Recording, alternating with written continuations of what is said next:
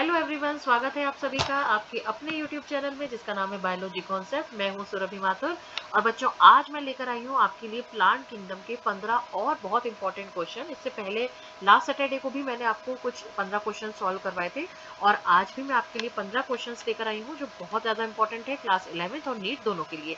तो आइए शुरू करते हैं क्वेश्चन का ये सिलसिला।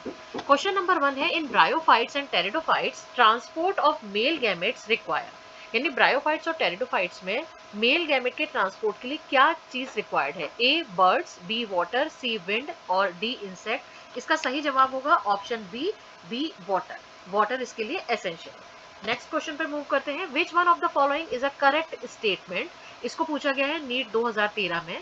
ऑप्शन ए है, आपको करेक्ट स्टेटमेंट बताना है। अब देखिए ऑप्शन ए है, pteridophyte gametophyte has a protonemal and a leafy stage. बच्चों ये बिल्कुल गलत है। क्यों गलत है? क्योंकि ये जो फीचर होता है वो मॉसिस का होता है। दूसरा ऑप्शन है, इन gymnosperm female gametophyte is free living. ये भी गलत है। क्यों? क्योंकि जिम्नोस्पर्म जो होते हैं उसमें जो डोमिनेंट जनरेशन होती है वो होती है स्पोरोफिटिक, और इसमें क्या कह रहे हैं, गैमेटोफाइट इज फ्री लिविंग। तो गैमेटोफाइट डिपेंड रहता है किस पे? स्पोरोफाइट पे। तो ये भी गलत हो गया। सी है, antheridiophore and archegoniophore are present in pteridophyte. ये भी गलत है क्योंकि एंथ्रीडियोफोर और आर्किगोनियोफोर जो है वो ब्रायोफाइट्स में पर्टिकुलरली मार्केशिया में मिलते हैं। तो ये ऑप्शन भी गलत हो गया। हमसे पूछा गया है सही, origin of seed habit can be traced in pteridophytes. ये बिल्कुल सही है, सीड हैबिट का ओरिजिन टेरिडोफाइट्स में हुआ है। तो इसकी option D is the right answer. Next question पे मूव करते हैं। Which one of the following is a vascular cryptogam? बच्चों वेस्कुलर क्रिप्टोगैम हम लोग बोलते हैं टेरिडोफाइट्स को। तो अब यहाँ पर देखिए कि कौन सा टेरिडोफाइट है। गिंगो ये जिम्नोस्पर्म है, सिड्रस ये भी जिम्नोस्पर्म है। सी ऑप्शन, यहाँ सी आएगा बच्चों, मैं सी कर देती हूँ। मार्केशिया, मार्केशिया बच्चों ब्रायोफाइट है। और डी इक्विसिटम जो है वो क्या है? वो एक वेस्कुलर क्रिप्टोगैम है, वो एक टेरिडोफाइट है। तो इसलिए हमारा सही जवाब होगा ऑप्शन डी। नेक्स्ट क्वेश्चन पे मूव करते हैं। Which one of the following pair of plants are not seed producers? यानी इनमें आपको 4 ऑप्शन दिए गए हैं, आपको ये बताना है कि कौन सीड प्रोड्यूस नहीं करता। तो अब देखिए फाइकस, फाइकस जो है वो अपना ये तो सीड प्रोड्यूस करता है। फाइकस का आप जानते हैं बरगद के पेड़ को हम बोलते हैं। क्लेबाइडोमोनास ये एक एल्गी है, लेकिन हमें तो दोनों ही ऐसे प्लांट चाहिए जो सीड प्रोड्यूस नहीं करते। प्योनिका एंड पाइनस, प्योनिका बच्चों हम बोलते हैं अनार को, तो ये अनार एंजियोस्पर्म है तो इसमें सीड्स होते हैं। पाइनस ये जिम्नोस्पर्म है, ये भी सीड प्रोड्यूस करता है। फर्न एंड फ्यूनेरिया ये बिल्कुल सही है क्योंकि फर्न हम बोलते हैं किसको? टेरिडोफाइट्स को। फ्यूनेरिया आता है ब्रायोफाइट्स की कैटेगरी में। तो इसीलिए ये दोनों ही जो है ऑप्शंस ये सीड प्रोड्यूस नहीं करते। डी ऑप्शन आता है फ्यूनेरिया एंड फाइकस। तो फ्यूनेरिया तो ठीक है ब्रायोफाइट, लेकिन फाइकस क्या है? हम बोलते हैं बरगद को जिसमें कि आपको सीड्स मिलेंगे। तो इसीलिए एंजियोस्पर्म की कैटेगरी में आता है।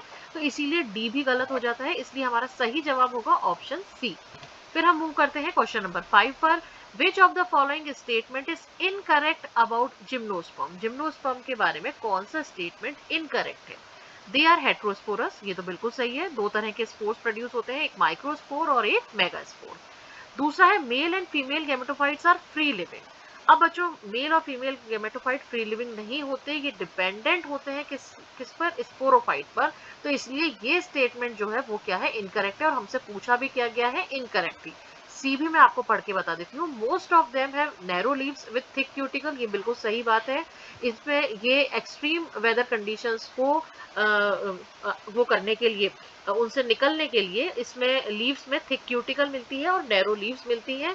There seeds are not covered. तो बच्चों जिम्नोस्पर्म का मतलब ही होता है, जिम्नोस का मतलब होता है नेक्ड और स्पर्मा का मतलब होता है सीड। तो इसमें नेक्ड सीड्स मिलते हैं, इसीलिए ये बात भी सही है। लेकिन हमसे पूछा गया है इनकरेक्ट कौन सा है, तो option B is the right answer.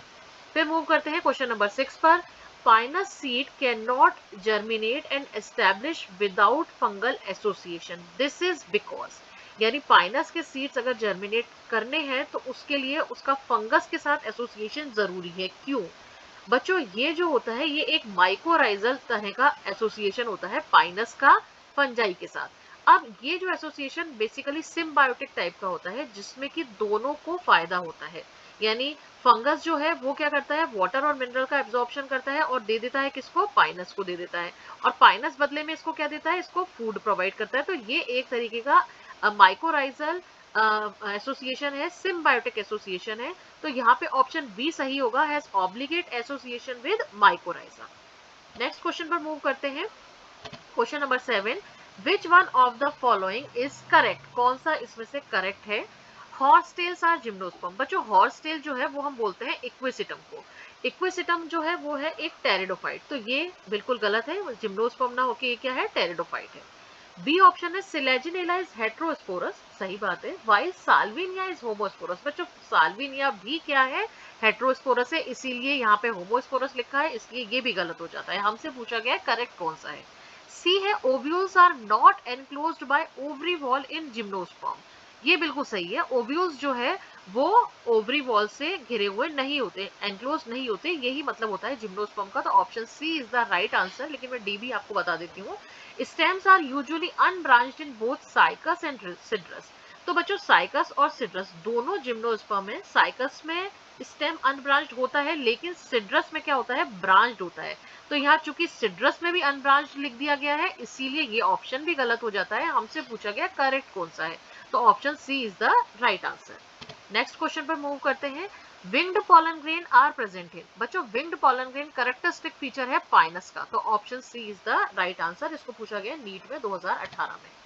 Question number 9 कहता है select the mismatch cycas dioecious. अब देखो डायोशियस का मतलब होता है कि या तो उस प्लांट पर मेल कोन मिलेगा आपको या फीमेल कोन, या आप कह सकते हैं मेल सेक्स ऑर्गन या फीमेल सेक्स ऑर्गन मिलेंगे। तो साइकस में वाकई में मेल कोन अलग प्लांट पे मिलता है, फीमेल कोन अलग प्लांट पे मिलता है, तो ये तो बिल्कुल सही है। हमसे पूछा गया है मिसमैच कौन सा है। साल्विनिया हेट्रोस्पोरस, ये बिल्कुल सही है, दो तरह के स्पोर्स मिलते हैं साल्विनिया में, तो ये बात भी बिल्कुल सही है। इक्वेसिटम होमोस्पोरस होता है, एक ही तरह के स्पोर मिलते हैं, ये भी बिल्कुल सही है। लेकिन पाइनस बच्चों डायोशियस नहीं होता, पाइनस क्या होता है? मोनोशियस होता है, यानी कि इसमें एक ही प्लांट पर आपको मेल कोन और फीमेल कोन दोनों मिल जाएंगे। यहाँ डायोशियस लिखा है, तो इसीलिए ये ऑप्शन जो है यहाँ पे मिसमैच्ड है, यहाँ पे मोनोशियस आना चाहिए था डायोशियस की जगह, तो option D is the right answer. अब हम नेक्स्ट क्वेश्चन पे मूव करते हैं। क्वेश्चन नंबर 10 है conifers are adapted to tolerate extreme environmental conditions because of. क्यों एक्सट्रीम एनवायरमेंटल कंडीशंस, यानी कि बहुत ज्यादा ठंड होती है, स्नो होती है, तो उसको कैसे ये टॉलरेट कर लेते हैं? तो उसका कारण क्या है? अब देखिए चार ऑप्शन है हमारे सामने। ब्रॉड हार्डी लीव्स, नहीं बच्चों, इसमें जो लीव्स होती है वो निडल लाइक होती है, तो इसलिए ये ऑप्शन गलत हो जाता है। सुपरफिशियल स्टोमेटा, ये भी गलत हो जाता है, सुपरफिशियल की जगह इनको लिखना चाहिए था संकन स्टोमेटा, तो इसलिए ऑप्शन बी भी गलत हो जाता है। थिक क्यूटिकल, हाँ ये बिल्कुल सही है, क्यूटिकल, थिक क्यूटिकल मिलती है जो इसको टॉलरेट करने में हेल्प करती है एक्सट्रीम एनवायरमेंटल कंडीशंस को। द प्रेजेंस ऑफ वेसल, इसका इस क्वेश्चन से ही कोई लेना देना नहीं है, वेसल्स होने की वजह से कोई फर्क नहीं पड़ता कि वो एक्सट्रीम एनवायरमेंटल कंडीशंस को फेस कर पाता है या नहीं कर पाता, तो सही आपका जवाब क्या होगा? Option C. अब हम नेक्स्ट क्वेश्चन पे मूव करते हैं। Question number 11, in which of the following gametophyte is not independent free living. इसमें से कौन से चार ऑप्शंस आपको दिए गए हैं, उसमें आपको बताना है कि किसमें गैमेटोफाइट फ्री लिविंग नहीं है। तो देखो यहाँ पर है टेरिस, पाइनस, फ्यूनेरिया और Marchantia.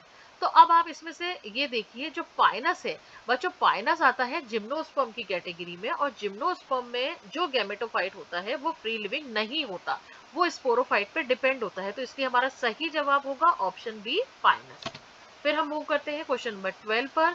What is common in all the three, Funaria, Dryopteris and गिंगो। अब देखो फ्यूनेरिया जो है बच्चों वो है एक ब्रायोफाइट, ड्रायोप्टेरिस जो है वो है एक टेरिडोफाइट, और गिंगो जो है वो है एक जिम्नोस्पर्म। तो तीनों में क्या चीज कॉमन है? कितनी बढ़िया बात है कि हमें ऑप्शन ए में ही हमें अपना आंसर मिल गया, प्रेजेंस ऑफ आर्किगोनिया। तीनों में ही फीमेल सेक्स ऑर्गन क्या होता है? आर्किगोनिया। ऑप्शन बाकी भी मैं आपको बता देती हूँ। वेल डेवलप्ड वेस्कुलर टिश्यू, तो बच्चों जो फ्यूनेरिया है वो ब्रायोफाइट है, और ब्रायोफाइट में वेस्कुलर टिश्यू नहीं मिलता, तो इसीलिए ये ऑप्शन सही नहीं होगा। इंडिपेंडेंट गैमेटोफाइट, इंडिपेंडेंट गैमेटोफाइट गिंगो जो है एक जिम्नोस्पर्म है, उसमें इंडिपेंडेंट गैमेटोफाइट नहीं मिलता, वहां पे गैमेटोफाइट डिपेंडेंट होता है स्पोरोफाइट पे, इसलिए ये ऑप्शन भी गलत है। इंडिपेंडेंट स्पोरोफाइट, इंडिपेंडेंट स्पोरोफाइट आपको जिम्नोस्पर्म और एंजियोस्पर्म में देखने को मिलेगा, लेकिन यहाँ पे जो फ्यूनेरिया है वो फ्यूनेरिया में इंडिपेंडेंट स्पोरोफाइट नहीं होता, इसीलिए ये ऑप्शन भी आपका गलत हो जाता है, इसलिए option A is the right answer. Question number 13 है double fertilization is exhibited by. बच्चों ये बहुत ज्यादा इंपॉर्टेंट क्वेश्चन है, इसको अक्सर एग्जाम से पूछ लिया जाता है और इसका सही जवाब होगा एंजियोस्पर्म। अब समझो डबल फर्टिलाइजेशन का मतलब क्या होता है। डबल फर्टिलाइजेशन का मतलब होता है 2 बार फर्टिलाइजेशन का होना। अब इसमें होता क्या है कि इसमें 2 मेल गेमेट होते हैं। आप एंजियोस्पर्म जब आप पढ़ेंगे तब आप उसमें देखिएगा 2 मेल गेमेट होंगे। एक मेल गेमेट जो है वो एग के साथ फ्यूज होता है, दूसरा जो मेल गेमेट होता है वो आपका जो एंडोस्पर्म न्यूक्लियस होता है उसके साथ फ्यूज होता है। तो यानी एक तो n इंटू एन होगा, तो उससे तो बनेगा, यानी एक n किसको डिनोट कर रहा है, एग को, दूसरा n डिनोट कर रहा है स्पर्म को, तो मेल गैमेट को, तो उससे बनेगा 2n यानी कि जाइगोट। जो दूसरा बार फर्टिलाइजेशन होगा उसमें जो दूसरा मेल गैमेट होगा उसकी प्लॉइडी भी होगी n, और जो प्राइमरी एंडोस्पर्म न्यूक्लियस है, जो बीच में एंडोस्पर्म न्यूक्लियस होता है, उसकी प्लॉइडी होगी 2n। तो दोनों यानी पोलर न्यूक्लियाई जो है, पर्टिकुलरली प्राइमरी एंडोस्पर्म न्यूक्लियस की जगह उसे पोलर न्यूक्लियाई हम लोग कहेंगे। वहां पे क्या होगा कि वहां उसकी प्लॉइडी हो गई n और n, तो टोटल हो गए 3n, यानी एक मेल गैमेट का n और 2 पोलर न्यूक्लियाई के n और n, तो यानी टोटल हो गए 3n। तो 2 बार फर्टिलाइजेशन की प्रोसेस हुई, इसीलिए इसको हम कहेंगे डबल फर्टिलाइजेशन, जो एंजियोस्पर्म का कैरेक्टरिस्टिक फीचर है। Question number 14, in angiosperm microsporogenesis and megasporogenesis. अब इसमें क्या होता है, form gametes without further division, involve meiosis, C occur in ovule, occur in anther. तो बच्चों ये खुद ही सोचो कि माइक्रोस्पोरोजेनेसिस और मेगास्पोरोजेनेसिस, नाम से पता लग रहा है जेनेसिस यानी कुछ बन रहा है। क्या चीज बन रहा है, माइक्रोस्पोरोजेनेसिस का मतलब माइक्रोस्पोर बन रहे हैं, मेगास्पोरोजेनेसिस का मतलब मेगास्पोर बन रहे हैं। तो अब ये जब प्रोसेस होगी, बनेंगे किससे, मदर सेल से ही तो बनेंगे। माइक्रोस्पोर मदर सेल से माइक्रोस्पोर बनेंगे, मेगास्पोर मदर सेल से मेगा स्पोर बनेंगे। तो इसकी प्रोसेस में क्या चीज इन्वॉल्व होगी, मियोसिस की प्रोसेस इन्वॉल्व होगी। ओव्यूल में क्या प्रोसेस होगी, मेगास्पोरोजेनेसिस की। माइक्रोस्पोरोजेनेसिस की प्रोसेस कहाँ होगी, एंथर में। तो इसलिए इसका सही जवाब क्या होगा कि दोनों ही प्रोसेस में क्या चीज इन्वॉल्व होती है, मियोसिस, यानी कि डिप्लॉइड से हैप्लॉइड कंडीशन आती है। और अब हम आ पहुंचे हैं अपने आखिरी क्वेश्चन पर। इन angiosperm functional megaspore develops into. बच्चों फंक्शनल मेगास्पोर, जब भी कोई स्पोर जर्मिनेट करता है तो मैंने आपको बताया है उससे क्या बनता है, गैमेटोफाइट। अब अगर मेगास्पोर कह दिया तो मेगास्पोर से बनेगा फीमेल गैमेटोफाइट। अरे लेकिन यहाँ तो हमें ऑप्शन में दिया ही नहीं गया फीमेल गैमेटोफाइट। तो अब मैं आपको बताती हूँ बच्चों, एम्ब्रियोसैक बोलो या फीमेल गैमेटोफाइट बोलो, एक ही बात है ना, दोनों सिनोनिम है, तो इसलिए option A is the right answer. तो ये टोटल हमने आज 15 क्वेश्चन सॉल्व किए। आगे भी मैं आपके लिए इसी तरह के इंपॉर्टेंट क्वेश्चंस लेकर आती रहूंगी। तब तक के लिए थैंक यू वेरी मच। लेकिन अगर आपको आज का वीडियो यूजफुल लगा हो तो प्लीज इस चैनल को लाइक करिएगा, शेयर करिएगा और सब्सक्राइब करिएगा। Thank you very much.